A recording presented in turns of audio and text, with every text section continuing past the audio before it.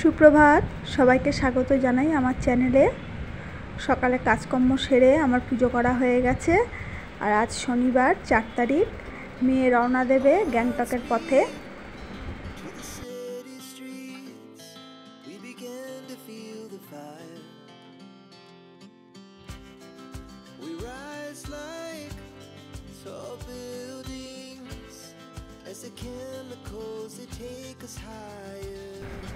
আগের দিন রাত্রে ওর সব ব্যাগপত্র প্যাক করে দেওয়া হলো।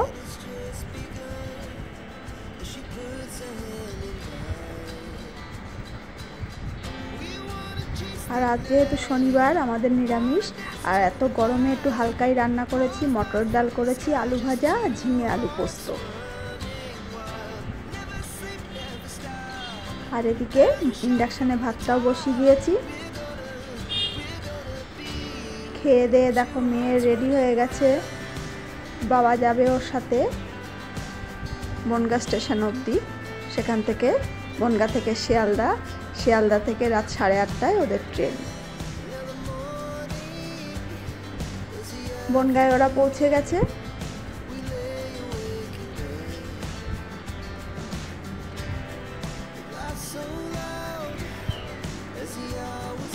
আর বনগাঁ থেকে শিয়ালদা ট্রেনে ওরা সবাই একসাথে রয়েছে।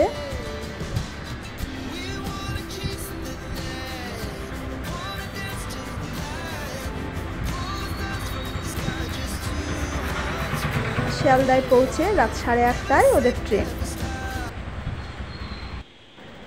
আমাদের এখান থেকে 3:30টার সময় ওদের ট্রেন ছিল। ওরা রওনা দিয়ে দেওয়ার পর আমি ঘরে ফিরে আসি। আর এখন 4টে মতো বাজে। বাইরে কি রোদ্দুর এখনও।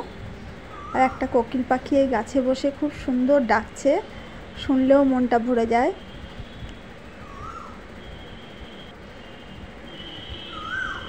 তাহলে আজকের ভিডিওটা কেমন লাগলো প্লিজ তোমরা কমেন্টে জানিও। আর আজকের মতো বাই।